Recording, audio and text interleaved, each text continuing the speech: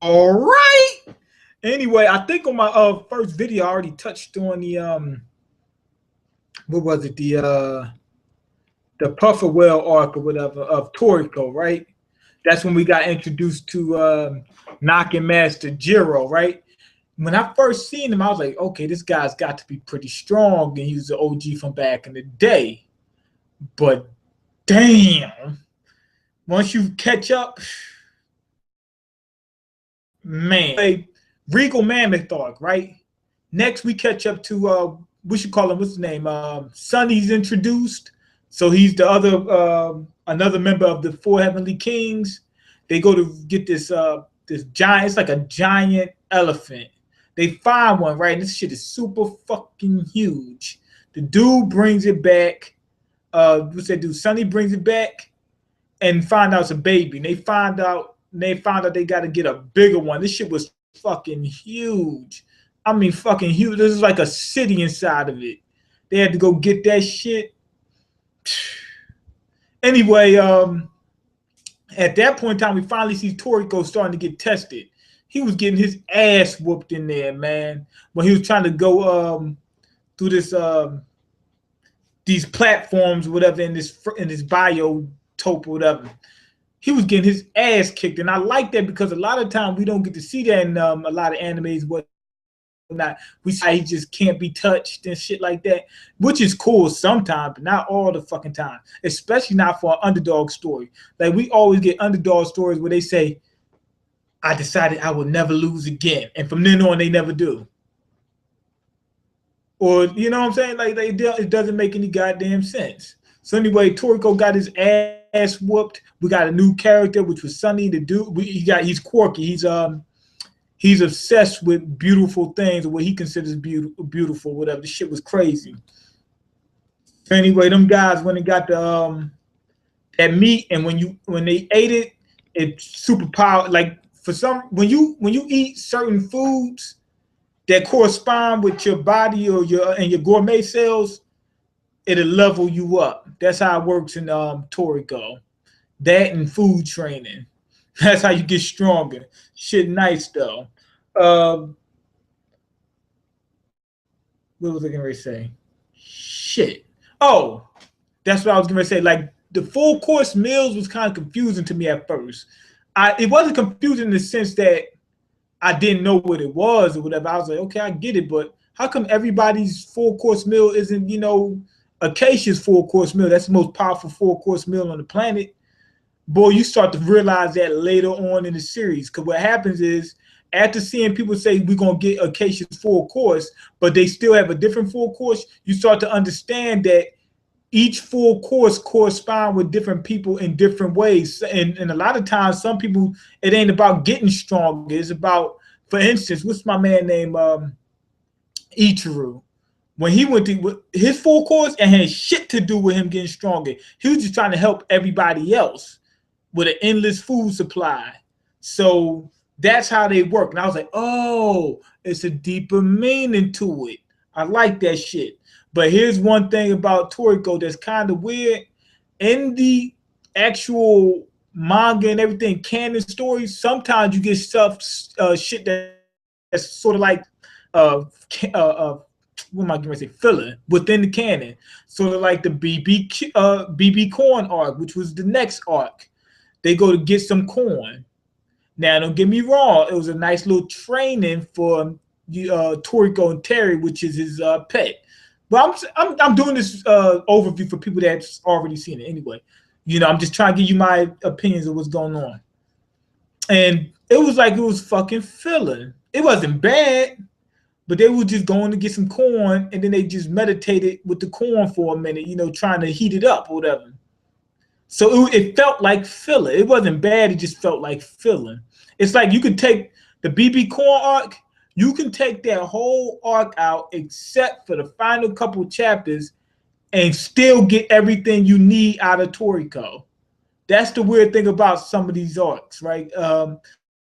So at the end, you get this introduction of this character called Grinpatch, I think it is, Grinpock or something like that. Dude uses a straw as his weapon. So Toriko, and people using food as weapons. So either food or food-related items, such as Sunny. He uses some spatula technique. Toriko uses a fork and a knife, and this guy uses a straw. The shit was nice though, and I think he grew an extra 2 arms at some point in time. But anyway, that's the only part. Like in that arc, that's the only part you really need to see. I understand Toriko and Terry training, but I don't need to see all. I don't need to see him go get some corn. You know what I'm saying? Unless it was a real hard training. The guy had to fight hard, had to hit the fucking cornstalk hard, and that was pretty much it. But you really don't get to see shit that's important to the story other than the fact that they introduced Grimpock and how much stronger, or Grimpatch, whatever the fuck his name is, or how much stronger he was in Toriko. And that let you know, damn, Toriko really wasn't shit. Everybody would praise him because he was a famous Bishokuya, right? But then you start to find out, damn, there's some people out there that will mop the floor with him. It's such as like this guy that he was just facing just then, Grimpatch or whatever. That dude could fuck Toriko up when he first seen him. It wouldn't even been close. So anyway, we get the Century Soup arc. This one, it finally goes to the next level. Toriko gets tested again, but he already leveled up from the BB corn shit or whatever. And he's seeing Grimpatch. He said, okay, I got to take my game up to the next level. They get to this it's sort of like, what am I trying to say? It's like a plateau made of ice. And we get no, we didn't get introduced to this dude. That was before. No, but Zong comes back. That's my man. I ain't gonna lie, that's my man. Anyway, Toriko and his team, they go to Toriko and Komatsu. They go to this place where it's just straight on ice. And they got to find this soup that's made, right? And it turns out these animals got caught up in this ice, and when it drips, some of the shit from the animals or whatever goes into this drip, and it actually created the Century Soup. So the Century Soup was pretty much, as far as we know, was an accident. But now they're trying to reproduce it. So they sent people there to get it because they knew that it was in this last couple, drops of Century Soup was getting ready to come, and that was it. Like after that, will be no Century Soup because the animals in it was dying off. They was already being used so much, there was hardly any left. And then we got introduced to this character named Teppei, I think his name is. Turns out to be Knocking Master Jiro's grandson. And the dude is pretty fucking strong. As far as I know, him and one other dude was able to beat Zebra. And he's coming out of this Zebra fight pretty much unscathed. So he had to be pretty fucking strong. I was like, damn, he was able to do that. But anyway, Toriko gets his ass whooped for the what was it? The first time he gets his ass whooped? The Grimpatch thing, he didn't lose because Grimpatch was playing with him. I think that was the first. This was the first time he got his ass whooped by this dude named what's his name? Tommy Rod. He got his ass whooped. And then he leveled up, and you think, okay, he's getting ready to come back. No. He did some major damage to the dude, but the dude was still up. Teppei had to finish that. So dude bust Toriko's ass. Toriko was on his deathbed. Then you start seeing some of his gourmet cells start to evolve. Then you start to see how gourmet cells work. So gourmet cells adapt to the environments and whatnot, and you have to learn that in order to go into the gourmet world and shit like that. But even after all that, he still got his ass bust. And we start to see that everybody got different abilities and everybody fights different ways. Sort of like Naruto. Every ninja was different. So every Bishokuya and every chef is different.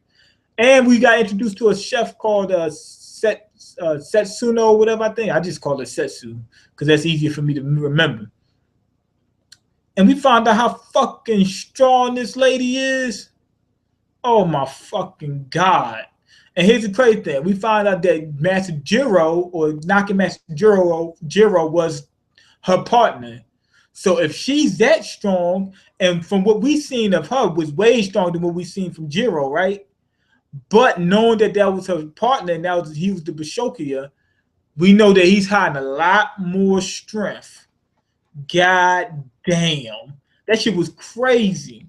Then we got the Ozone Herb arc, right? We get introduced to another character, the president of Igo, right? It turns out that he was Toriko's dad, not his real dad. He adopted him. He adopted all the four, the four heavenly kings. He adopted them, and turns out this whole series was a training fucking arc. The whole thing. He's been training them since he was kids for some kind of event, right? That was up and coming. And this motherfucker was strong. We found out how strong he was. He said, "Don't get it twisted." He said, "I'm still at the top of my game." And I was like, damn. And when he showed how strong he was, he really didn't even show a taste of his fucking strength. And he was able to take Toriko down.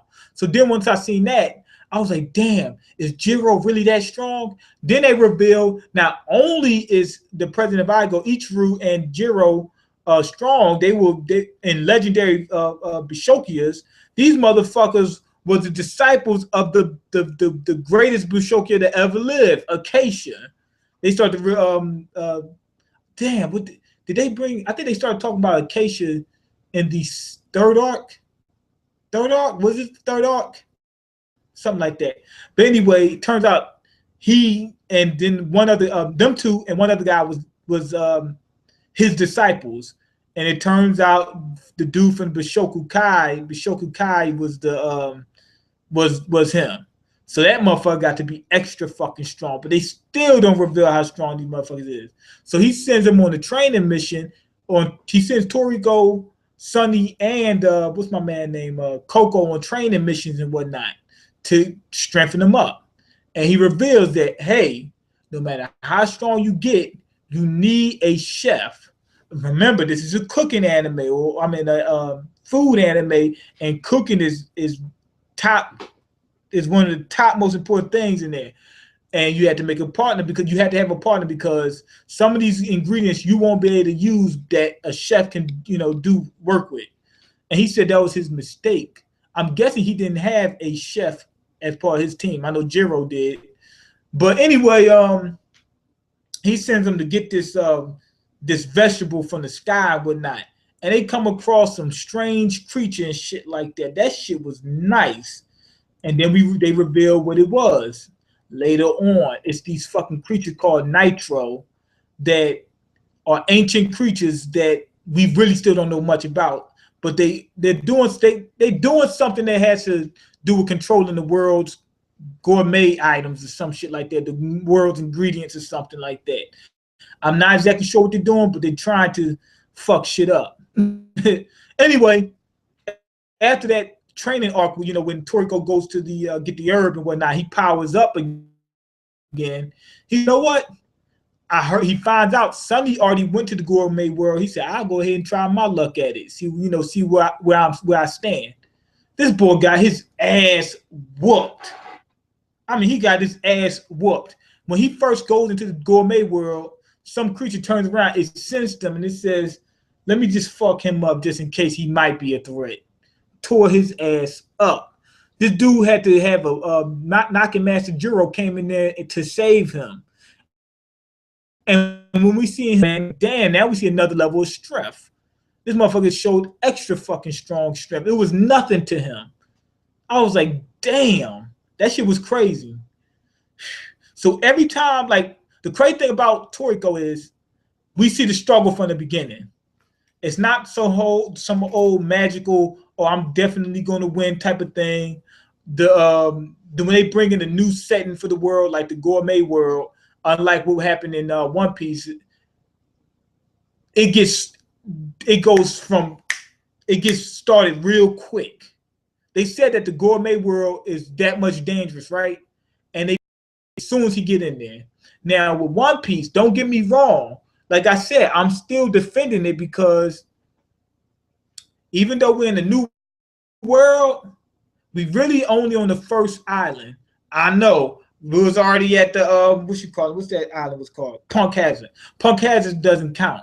Why doesn't it count? It wasn't even on the log post. It wasn't one of the islands that was supposed to be gone to. It just happened to be some random island just happened to be there. It was not a danger. It was never a dangerous island or anything. It was just there. You know what I'm saying? It was just the entrance, right? So really, we only on our first island. But the first island, really, the only danger is Doflamingo. So we really didn't get no new world threats yet. But with Toriko, it's already on. He just went down there just to test the shit, and it's already on. You know what I'm saying? So that's what I did. That's what I did like about Toriko. It's a constant build up. It never really gets slow, except for there's a couple arcs that was like filler type, but it's like I said, it wasn't boring, but it was like fillerish or something like that. And then the only other problem I had with it was when they talk about food. Understand, this is a food manga, but sometimes you don't need 6 and 7 pages, half the fucking chapter just talking about the taste of a food. Give me 1 page, maybe 2. 7 pages? Nigga, please. So anyway, next arc was this Milk Stardust arc where they had to learn about sharpening knives and knife makers and shit like that. So the story gets even thicker. So not only do you need chefs, you need somebody to have a knife because you need somebody to make knives because you need the knife for your chef. Turns out the chef Komatsu from the Toriko's team could not cook at his full potential because he didn't have the right utensils. That shit was crazy. So that's pretty much it, you know, what they learned in that arc. Other than finding, you know, the best sword maker, knife maker in all of history or some shit like that. Then we go to what's called the Melancholia arc, right? And that's when we discover more Nitro. These motherfuckers sleep for like thousands of years and whatnot, and then they'll be reanimated at some point in time to do their fuckery, right? And in this arc, we get introduced to somebody called Zebra. Like, this is a very skeletal overview. That's why I said overview. I'm not reviewing it. We get introduced to the final Heavenly King, which is Zebra, the most powerful one of all of them. And this motherfucker just don't give a shit. He's borderline a bad dude. Shit, borderline. But we found out his powers. He had the powers of he can hear. I mean, he has hearing abilities. He can use sound. Toriko uses smell. Sunny uses touch. Coco uses sight. But Zebra's powers, I think, is probably the most useful out of all of them. That echolocation, shit. Whenever they get lost and shit like that, and they need to find places and whatnot, it's no replacing that. Anyway, they find out that some creatures need to be specially cooked and shit like that too. That's how they got the Melancholia. That creature had to be specially cooked in order to get the cola from it. Anyway, the next arc, like I said, another filler type of arc. Toriko goes. It was called Toriko's Break arc. They go to see some shrine that's, you know, dedicated to the Bishokia Acacia. Now they did bring in, what am I trying to say? They did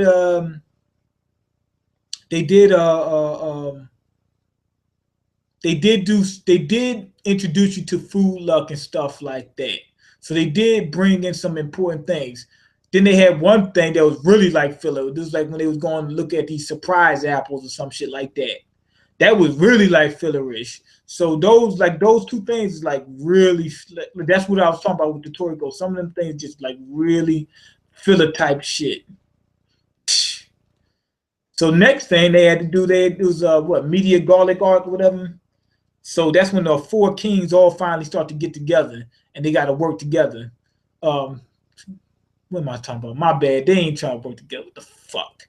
I mean, this is when they do, but they don't. They start to go in teams and shit like that. Toriko teamed up with Sunny to get through this waterfall and shit like that. Then you got Toriko teaming up with Zebra. That's when they got the cola. Then you got Toriko teaming up with Coco. That's when they got to the Media Garlic. And we found out how strong Coco's abilities are, man.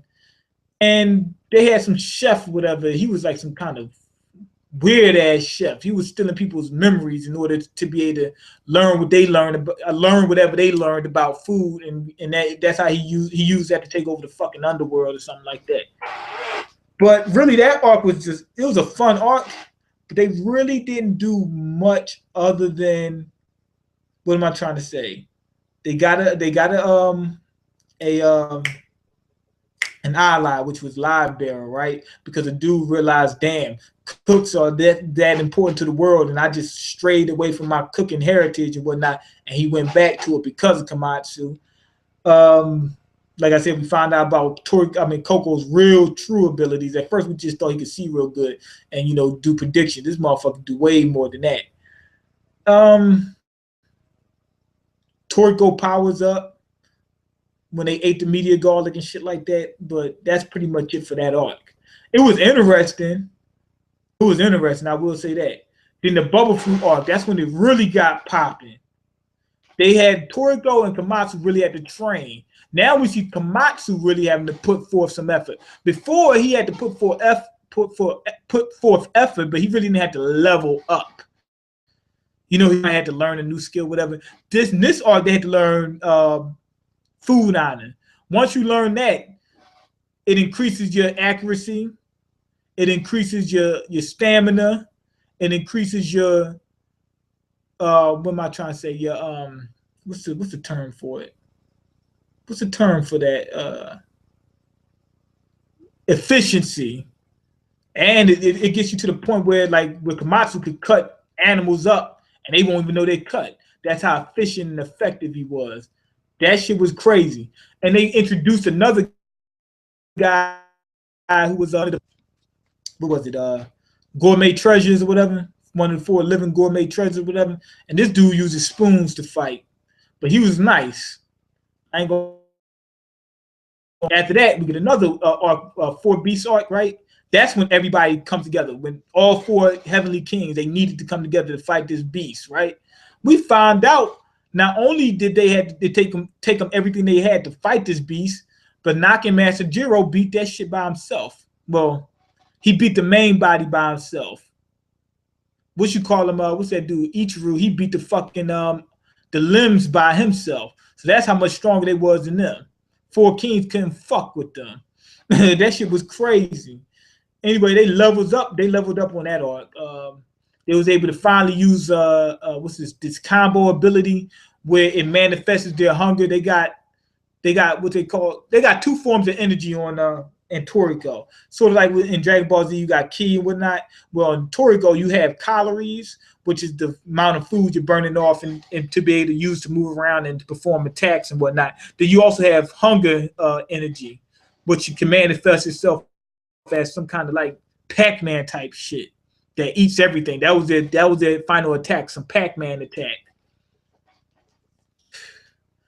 Anyway, we had this festival where these cooks had to come in and show their abilities and find out who's the greatest cook at that point in time.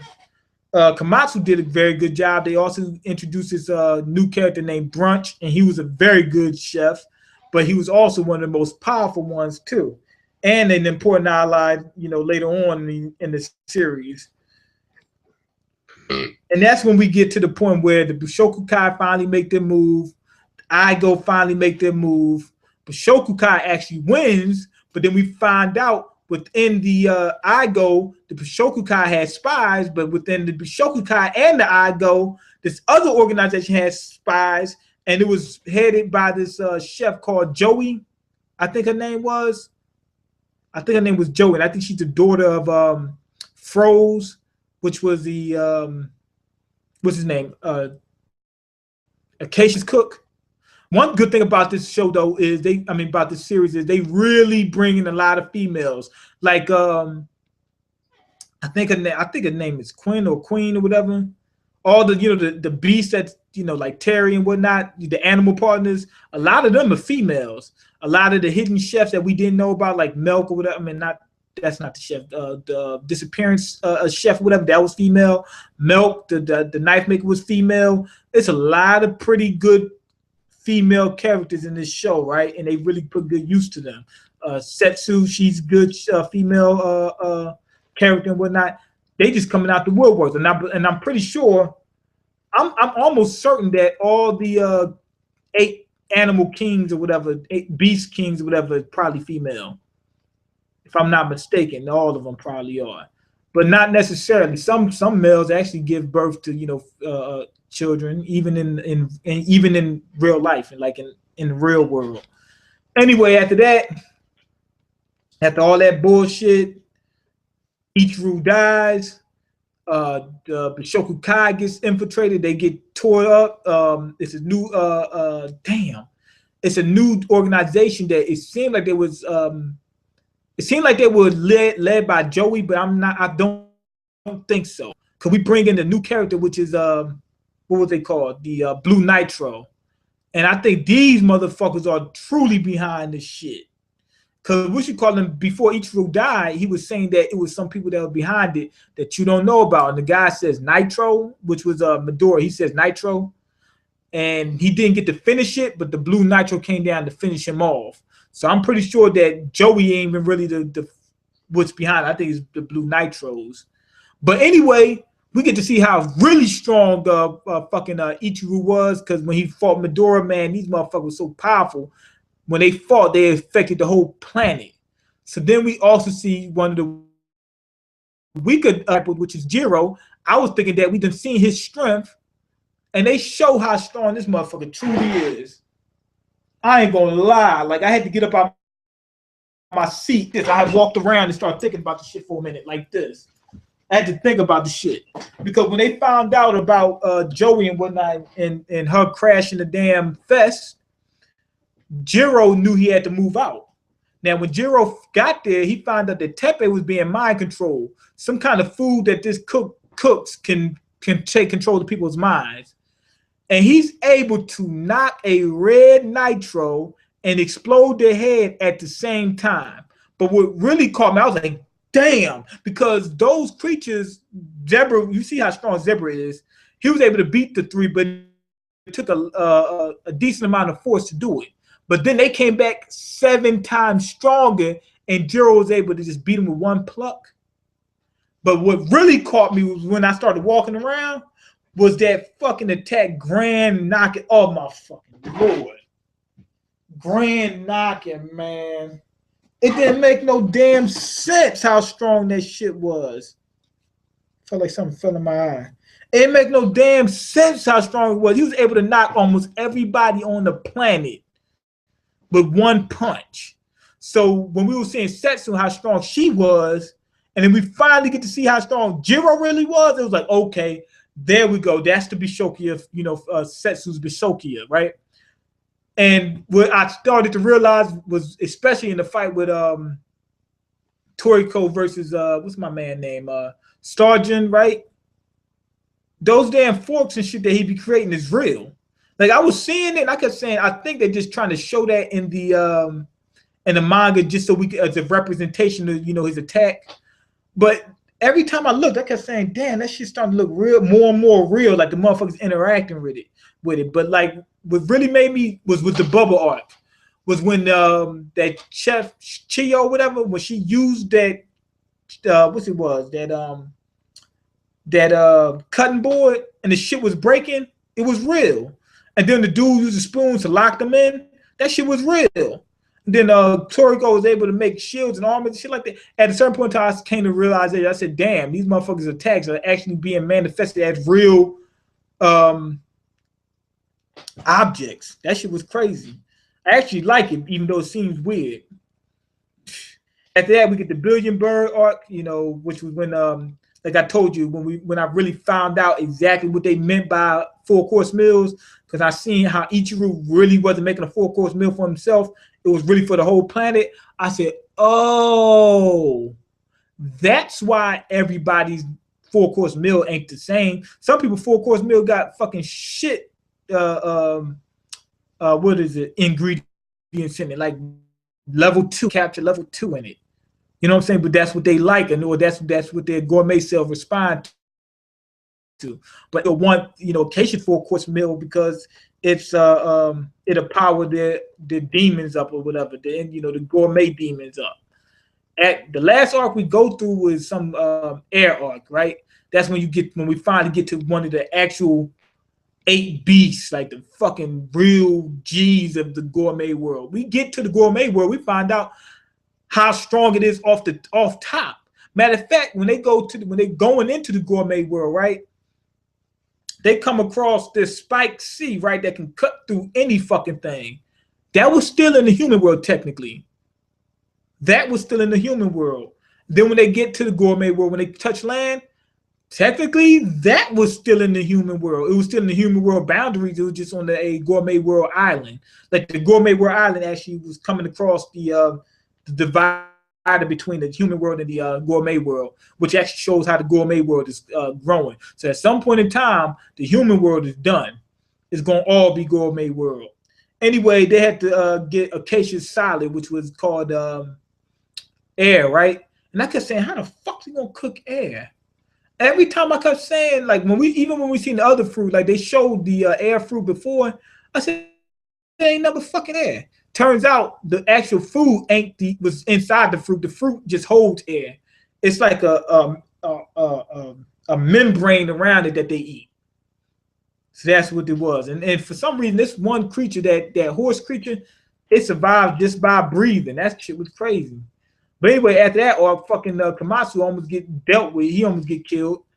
And we find out he goes into some kind of like chef god mode. The same way Froze was going into it. And that's pretty much where we left off. Right now, I'm currently at the point where I'm all caught up. We get to the part where they revealed, this Nitro, what's her name? It was 3 Nitros that was supposed to be like taste gods or whatever.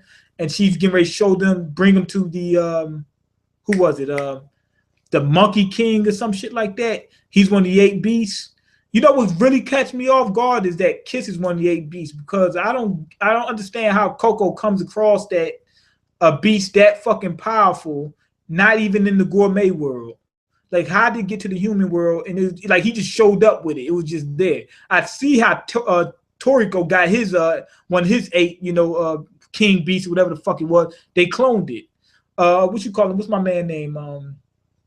Sonny. He was on his training shit when he found his. So I see that, but Kiss just came out the blue, and we found out that it's one of them too. I couldn't understand it. That was kind of weird. Okay, yeah, I'm caught up. Yeah, I am. Why somebody called me Uncle Mean? Okay, niggas fighting over food. Yeah, the food though, that shit's crazy. The food actually levels you up. So Toriko sense of danger is much. Yes, it is. Yes, it is. The crazy thing about Toriko is somebody's getting ready to die, they'll save him. So you be like, oh, is he getting ready to die? And they'll save him. But then, like, let's say every 3 or 4 times that somebody looks like somebody's gonna die, somebody dies. So even though most of the time they don't die, it's still, the danger's still there, because you never know. Because they killed off enough people. They killed off Tommy Ride. They killed off Ichiru. They killed off who else? Who else they killed off? It was a few people they killed off. I can't remember all their names. What's the dude? One of the guys used to work for Igo. Toriko killed him. He was one of the most powerful dudes in the Igo company, and he got killed. Who else got killed? Did Chio get killed? No. She's being rehabilitated right now. But a few people got killed. What's up with the relationship with Larry? I don't know. Ask him. Is it a good series to watch?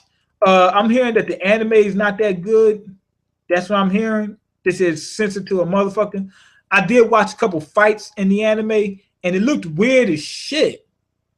Like, compared to the manga, that shit like candy, compared to the manga. Like, I didn't even watch a full. I watched a couple episodes from before, like a couple years back, but that's before I read the manga. So it looked normal to me. But now after reading the manga, the shit looked like a damn, like some candy or some shit to me. That's what it looked like. So can I recommend the anime? I don't know. I don't think so. Like, I'm not gonna watch the anime. I don't need to. But the manga, definitely get into it. What you call Nostradamus and King of Lightning was telling me to get into this series. And I kept saying, yeah, I'm gonna do it. I'll read it someday. And sat there, waited this fucking long before I started doing it. But anyway, that's pretty much it. Go ahead and leave your comments, like the video, and subscribe. Because I can't eat. And I'm broke, nigga. I'm broke. And you got the power to change that. This is kind of off the cuff and shit like that. I probably should have. I said to myself I wasn't going to break them up into a whole bunch of little, episodes and whatnot. That's probably what I should have did because this was so skeletal. But hey, people that watch the series, they know what I'm talking about.